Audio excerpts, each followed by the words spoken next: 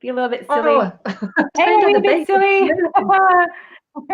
Kate and I just having a chat in the background, and meanwhile, we're on broadcast. Hi, everyone. It's Mary and Hello. Kate with Magical Menopause. Thank you for joining us.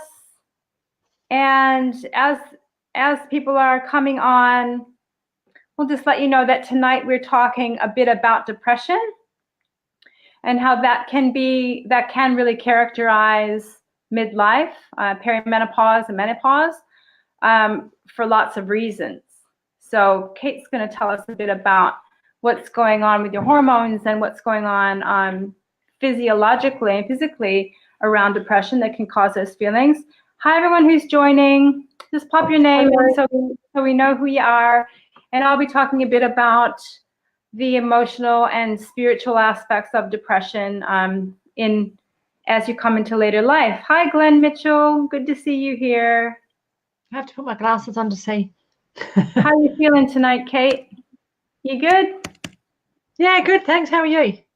Yeah, I'm good. Yeah, unbelievably good considering the planetary influences and those feelings of kind of being a bit lost and like, who am I again? That's kind of how I've been. Hi, Roz. Good to have you. It's been a bit like that for weeks, hasn't it? Yeah, it seems like it has been going on for a few weeks. Retrograde. So we've got a few people joining. Yeah. Hello, ladies. I hope you're all well. Yeah, we're talking about depression and low mood tonight. So would you like to start, Mary, and talk about what your point of view and how you help people? And Sure. If you like, well, my own story of going into perimenopause was one of really the first major symptom I had was I just started feeling so depressed, and I was crying every day. And this is when I was maybe around 43, I think, and I was crying all the time. I thought I was going crazy, like my memory just wasn't there, and everything seemed to be so much worse than it actually was. Like things just seemed to be out of proportion, really bad. But when I actually really looked at it, it wasn't that big of a deal, like in the context of, the real problems of the world. But I did go to the doctor, and as I said, I'm not sure what I need here. Maybe I don't know what I need here. What do you think? Right? Because I was really feeling a deep sense of lack of meaning and purpose, right? And it's because your whole life is changing at that point in time when I was finishing up with raising kids. I still did have my younger son, but my older daughters were leaving the house, and I knew that I could well have been in perimenopause because my periods were starting to get a little bit weird. But it was just this sense of like, what is life? What is this life? Is this all there is? And I hear that a lot from women who are over 40 who come to me for spiritual healings and for coaching, is that they just don't feel like there's any meaning to their lives. And I think that's a really actually good sign, because you can't ever really find your true self unless you have those feelings of being lost. So if you're that person who's feeling really depressed, know that you are so not alone, and that there is help around finding your meaning and purpose in the world, even in like the tiny little things. Even if just going and connecting with nature can be a tiny little thing that makes you feel connected again. Or even just making a phone call to someone who actually connects with you, or meeting with someone, making yourself go out and meet with someone and having that actual like physical connection with someone. So yeah, I think that's the thing, isn't it? Connection. That must definitely be one of the most important things. Yeah. And it's one thing that we sort of don't really feel like doing sometimes when we feel depressed. We don't feel like calling someone because we don't want to be a burden, or, we don't want to be seen as weak sometimes. And you need to almost force yourself. And you find that people are so supportive and they really actually want to be there for you. It's just a matter of giving yourself that care, giving yourself that kind of place of honor and worthiness that you ask for help, and you realize that you're worthy of of connection, and people actually really value you. So yeah, for sure. So really it's just about reaching out, figuring or seeing that you're not alone, that this is a normal part of going through this process. And it's actually a signal that you're rebirthing, right? You're going into a bit of a cocoon for a while in order to have that metamorphosis occur. And it usually does start with depression and questioning what's the meaning of life, and feeling all those kinds of insecurities and sadnesses. So we surrender to that. Surrendering to that is really, really what helped me get through. I realized that I was going through something that was physical, but it was also emotional, mental, and spiritual. And just knowing that there's a reason for it can be enough to help bring you through the other side. Do you experience any of that? Okay. So how long did it take you to get out of it, Mary? When you realized what it was? Let's see. Well, I was going to go on antidepressants, and then I just decided, no, I'm going to have a go at really searching inside myself and having a spiritual transformation, and see if I could work it that way. And really, when I did allow myself to come out of my shell and start sharing myself on a deeper level with coaching and my music and things like that, it started to lift. Yeah. Because I was actually feeding myself what my soul was craving. Yeah, feeding myself with the creativity and the music that has always been a part of my life, that for years I kind of put on the back burner because it just wasn't, I was raising kids, I was too busy, but you have to really be nourishing that part of yourself. And the earlier you can realize that, the better off you're going to be. Yeah. Yeah, and that's what you help people find, isn't it? Your true purpose and what you should be doing. Just feed your soul and make yourself happy. Yeah, exactly. I'm just trying to check the comments. A sense of worthiness. Yeah. I'm just trying to check the comments, but they're not showing very well. It's all right. I found some of them now. Roz was just saying, is it common to have the symptoms stretch out over years? Yes. I don't know whether you mean just about depression and low mood, Ross, but for perimenopause and menopause, it can go anywhere from 2 to 15 years, really. Everybody's a bit different. And yes, these symptoms can. I can feel it. I was frozen there for a second. Did you see the question that's there too? I didn't suffer from any side effects, but I've been having a few of those hot flushes recently. Hot flushes. So if you're getting them now and you haven't had any for years, it can mean that perhaps your estrogen's dropping again, or you've got high stress levels, high cortisol. So it might be worth looking into what's happening in your life now that's bringing it up. That's from that physical perspective. Mary might have some other spiritual reason for it. When hot flushes can mean other things, can't they, Mary? Yeah. I know you say that you had heard that some people say that it's what did you say? It's oh yeah, God. Funnily enough, I've just I know what you're talking about, but I've just forgotten it because I don't post it because it's a power surge. Power surge. That's it. I'm thinking of it didn't come out. A power surge, or just a holiday in the tropics. Could be just a sign of having a holiday in the tropics. But power surge. So it's sort of, perhaps it's a sign that you need to have more power and being more empowered in your life. Is that what you think? Yeah. Well, I mean I do like that perspective. I do like the idea that if you can reframe it to think, oh my gosh, I'm so hot. Like people really suffer, especially like in the middle of the night. But if you can reframe it to say, you know what, I'm coming into my power. I'm having a power surge. You can reframe it so then mentally you're feeling a little bit better about it. And when you're feeling a bit better about it mentally, it makes it a lot easier to handle it physically, don't you think? Oh, yeah, for sure. That's what it's sort of all about, isn't it? That both knowing physically what's happening and then spiritually and mentally, like, well, okay, how does that connect and what is my body trying to tell me? Mm-hmm. Oh, your personal summer holiday, yeah. that's my, I think that's I'd rather be hot than cold personally. And so it's a good way of looking at it, being positive about it. but it also means there's something, maybe there's more stress, or you're having more stimulants in your life as well, like coffee, caffeine, chocolate, alcohol, more carbs. It can mean your thyroid gland or your adrenal glands are out of whack as well. And it can be a whole combination of those things. But you've really got to look at that, emotional and spiritual side as well, and see if that's what's triggering it. And maybe that's a good sign. You should see it as a positive thing.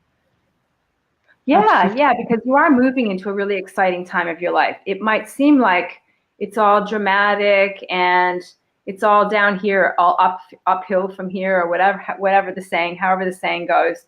And people think that, oh my gosh, I'm aging now, and this is the beginning of the end. It's actually the beginning of the beginning. It's the beginning of, you can have these power surges turn into just like the most empowering new life for yourself, if you're willing to see it that way. It's, that's exactly what's happened for me. I started a new career in my 40s and doing coaching and healing work, and I started recording my music like last year, and I'm 53, and I started performing and stuff like that. So no way is it the end. It's definitely the beginning if you choose to take that path. And, you kind of almost have to choose to take that path, because if you don't choose to take that path, you're actually choosing to wind your life down. You're actually choosing contraction instead of expansion. And with contraction comes more rigidity. It comes, you become less able to move, less flexible in your mind and your body.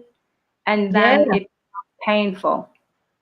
That's when arthritis sets in, isn't it? When people start getting arthritis, or, you're really stiff a lot more. And yes, hormones can affect that. But if you're starting to get it and you've never really had it before, think of that, being rigid in your mind and your mindset and your views, and, not moving forward and becoming who you need to be.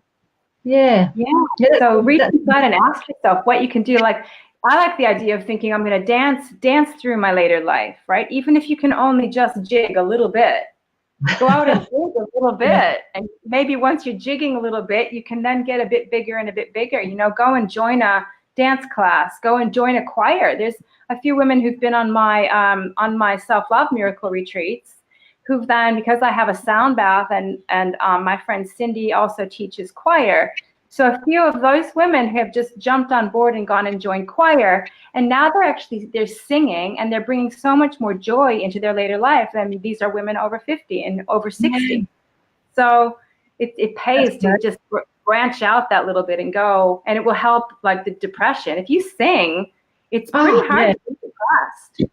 Oh yeah, I totally agree.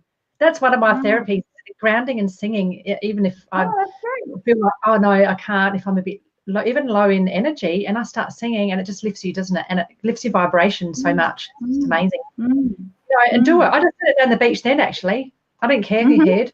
I know, exactly. But I just thought, I'm just going to sing a little bit, because I'm just so grateful to be down here at sunset. And and it does lift your mood, and everybody else around you sort of thinks, oh, she's happy. That's good. Well, that's right. And it lifts other people up too. And you know what? If you're over 40, it's time to stop caring what other people think and care more about what you think. I totally agree. I really, really do. I mean, not to the point you're going to really be horrible to people, but, That's right. No. Tell people, well, you can do that diplomatically, I suppose, if you really have to tell somebody something. But totally agree. Like, it's true. You've got to be true to yourself. Stop holding back. And if we're talking about, and because this can relate to depression a little bit too, if you don't express yourself, your thyroid gland is going to suffer. And this is the time when the thyroid gland will show up, if it's going to. And it's something I've had problems with like 15 or so years ago, and at the moment, because I've looked after it so much, it's not, which is great. And I think partly it is because I'm expressing myself more. I'm being true to myself. I'm looking at what I need to do. I'm singing. I'm doing, what my heart desires, and I'm looking after that side of it. But if you suppress what you need to do and what you desire and what you want to say and what you want to get out there, like you're singing there, if you suppress that, you probably would end up with a thyroid issue, because it's all related to expression. So that's a thought. And if you're thyroid suppressed, you can get things like depression as well, and low mood. So that's really interesting. I gotta write that down. I didn't know.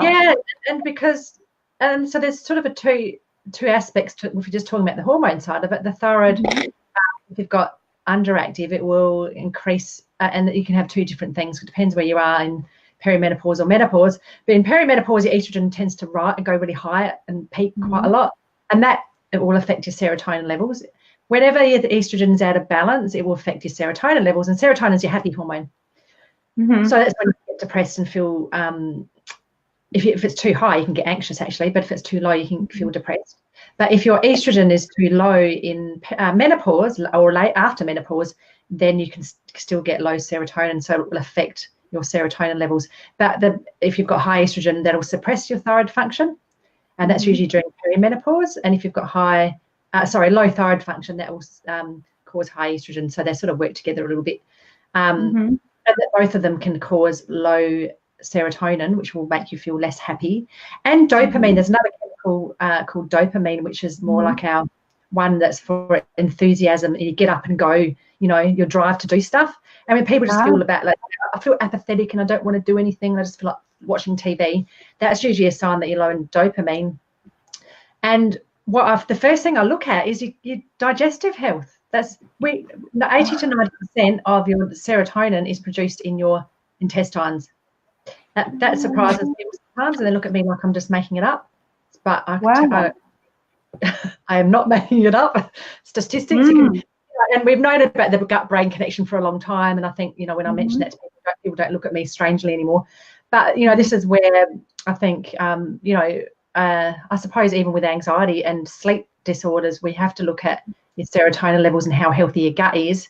And if your gut's not healthy, you can't produce it in when I talk about gut, I'm talking about intestines, by the way, not your stomach, but your intestines. Oh, okay. Gut. So intestines, yeah. So if you've got like an imbalance with the bacteria, or you've got inflammation there, or your diet is, you know, got too many processed foods or chemicals, or maybe you've got parasites or over production of candida. So we have a yeast in our bowel or intestines called candida, which most people have a little bit of, but that can overgrow when the estrogen's high. So that happens more in perimenopause.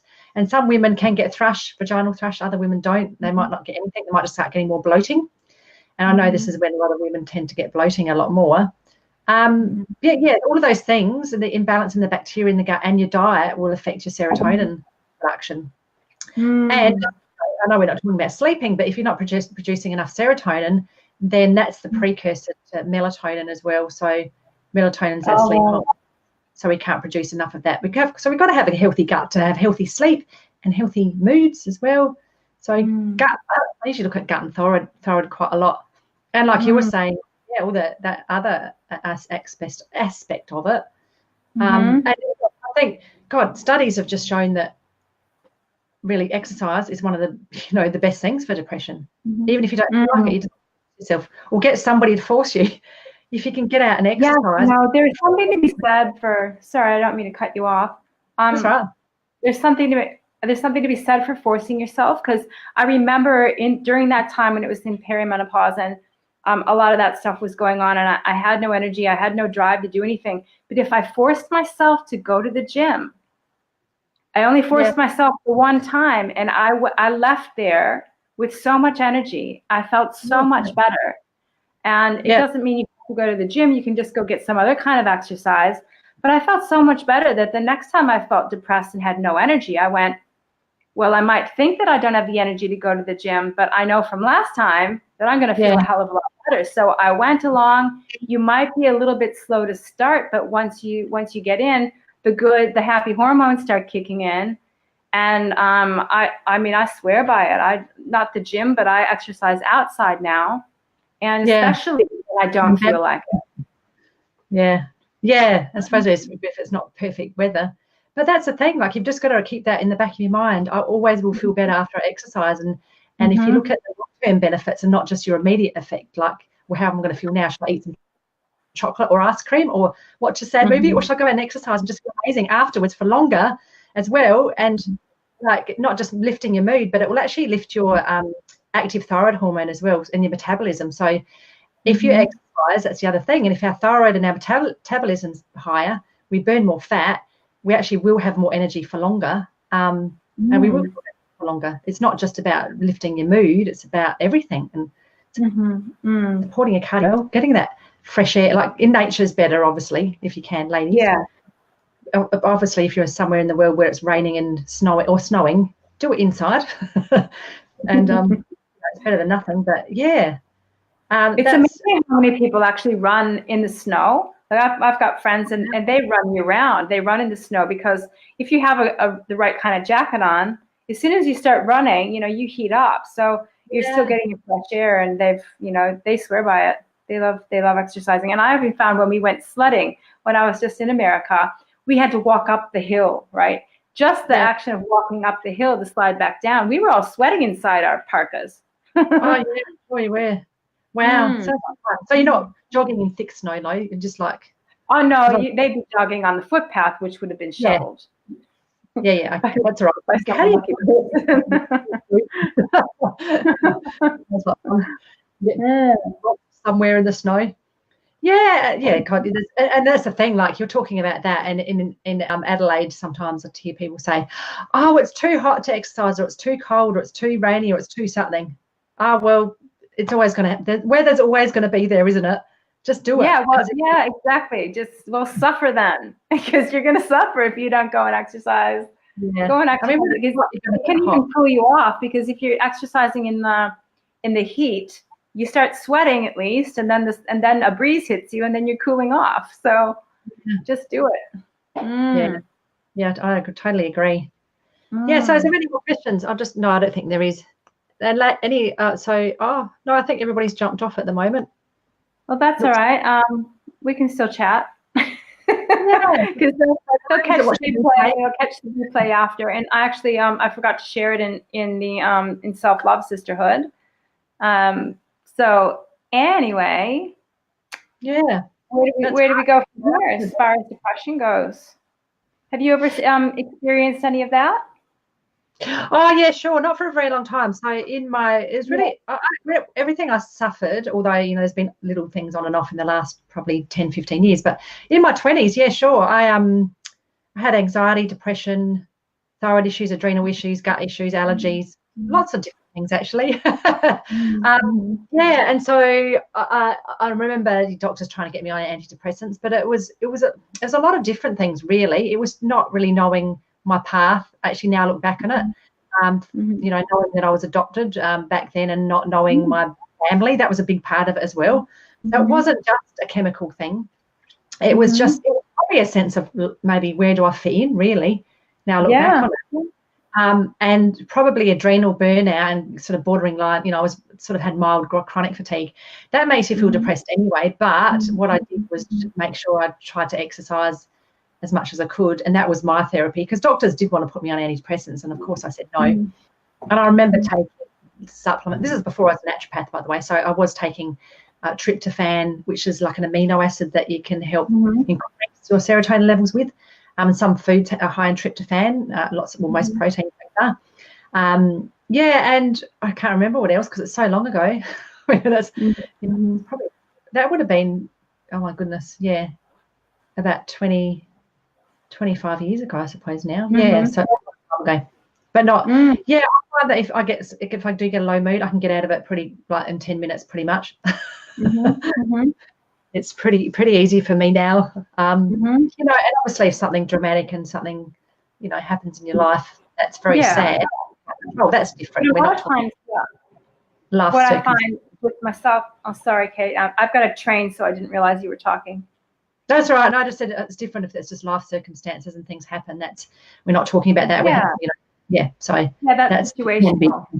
Grief and the thing that can happen is that we feel depressed on the inside, right? We have the sensation and the feeling inside of us that we're depressed. And then we start looking outside for the reason, right? And then we start finding reasons, even though they weren't the actual cause of the feelings of depression, because you might have just had, your hormones out of whack or whatever. But you start looking at your life from a negative perspective, and you start going, oh, I must be depressed because my job's not going well. I must be depressed because my relationship's not going well. And you start to actually put the negative slant on your life where that wasn't actually the cause of it in the first place. So you have to be really careful and introspective about your feelings, and really in a place of awareness and in the moment around it, to really understand if it's just because something traumatic has just happened to you, or if it's the other way around, if it's the feelings in your body that are causing you to see everything negative. You know what I mean? Yeah. Oh, Yeah. for sure. And you know, we all know that once you start going down that negative road, your brain will produce more of those nerves, or the brain cells, the neurons, which are in your brain, and they fire each other off more, and they become stronger, and it sort of creates this like stronger network of these little brain cells that will create more of that feeling. So the more thought you give it, the stronger that thought is. So if it's negative, your body will get used to it because your brain is used to it, and it actually creates stronger connections in your brain, and then your body expects to feel like that. And that's why it's really good to stop yourself earlier on and say, okay, I recognize that thought, but I've got to try and change it as much as I can, and replace it with positive thought, even if it's hard, because then your brain cells will produce more of those positive connections. Exactly. So if you're watching this on the replay, or if you're here now, there's one viewer here, and you're experiencing depression, with our program, Magical Menopause, Kate can give you all kinds of information on what you can do to help yourself from the physical perspective. You know, what your hormones are doing, what supplements you can take, or how you need to be eating in order to support yourself through feelings of depression. And what I do that's moving on from what Kate was just saying is that I help you learn how to align your thoughts, how to align your words, and how to align your actions with health, with wellness, with happiness, with love, with self-care. So we spend a lot of time learning how to and sinking into an automatic ability to realign your thoughts and realign your words and realign your actions with what you really want in your life. And coming from a place of empowerment rather than life is just controlling you, you sink into that place of, oh, I'm actually in control here. There are lots and lots of things that I can do, starting with what I choose to think about, starting with what I choose to feed my mind, as well as what I choose to feed my body. So we're actually quite excited about presenting Magical Menopause to anyone who's seeking relief from the symptoms of menopause and wants to actually change that around to feeling like they're in this really magical part of life where they get to choose what comes next and transform into something new and something beautiful, and feeling like that depth of self-love and purpose in their lives. So if you're someone who's wanting to investigate Magical Menopause, I know that I've put the link in the post on My Time TV. We can also put it in our comments. I don't know if, Kate, do you want to talk at all about Magical Menopause? Yeah, sure. I can't put it in the comments, so you might need to do that, or we do it after. Yeah, I can do that. Yeah, I'll go and get the link and stick it in there while you're chatting. Yeah, so ladies, the Magical Menopause is such good value, because it's Mary's all her transformational work. She'll help you with all of that spiritual mindset side of it, and as she was discussing about depression, not just depression, but any symptoms that you need to work on. And then I look at the body physical side of it, and what you can do with diet, lifestyle, and eating. When I say diet, eating's very similar, but we can look at different stages. So everybody's going to be a bit more personal. And if you jump on fairly soon, we've got an early bird, by the way. I was just going to say, and you pay in full as well. Then you get a consult, a bonus, if you pay in full with myself and with Mary, just an hour consult each online. And then we can personalise it a bit more. And Mary will tell you what she's doing in a moment. But so I'm going to help you with any symptoms you need help with. So hot flushes, anxiety, depression, which we've talked about tonight. Maybe you're bloated, or you've got lots of weight gain, or maybe you can't put on weight. But we also look at things like bone density, if you've got cardiovascular disease risk, or if you're diabetic, anything basically, or if your hair's falling out, or if your skin's dry and you want to slow down aging. I go through how to slow down aging, the signs of aging as well, because that's a really big part of, I know it's a fear for what has been a fear for me. Oh, you've got the link in there, great. So all of these sort of aspects, and so there's 12 modules from each of us, so from Mary and I, and so that's 24 modules to work through. It's a 3-month membership, but you have 6 months to go through it, which is great. So you've got plenty of time, but we've just got these amazing bonuses at the moment. And the early bird, if anybody jumps on for the replay tonight, ends at midnight tonight, by the way, just so you know. Sorry, spread it around. Spread the word around. Sorry? I said spread the word around. We have till midnight. Spread the word around. If you know anybody, if you're on and you listen to this and you think, well, actually that's not for me, or it's not the right timing, if you know somebody else that's suffering, let them know, because like $400 off is bloody amazing value, especially what we're offering. And oh my God, it's going to just be changing your life from an inside and outside. Do you think that if they see the broadcast tomorrow, do you think we can leave the early bird open for anyone who actually sees this broadcast? Oh yeah, sure. Look, if you mention it and you're really interested, then we can hold it open for you. But don't contact us in 4 weeks and say that you saw it. Yeah. So what's the 18th of March? So yeah, a few days. We'll give people. Message us as soon as possible if you see it and you're interested, and you want to take advantage of the early bird. So I just had in my head what I was going to say next. That's all right. I'll let you.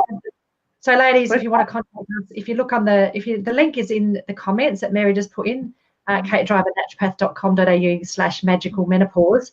If you go onto that, that's the sales page, and it will have lots of information, but it also has our emails in there if you want to contact us. And there's also a button that you can click if you want to have a quick chat with me. I'm happy to have an online chat or a phone chat wherever you are in the world. Australia, sorry, a phone chat or an online chat, I meant to say. I'm not going to ring somebody on the other side of the world. We can go on Zoom. But yeah, I'm happy to answer any questions if you're a bit unsure. But otherwise, you can email us or you can ask us here, put a comment if you're watching the replay.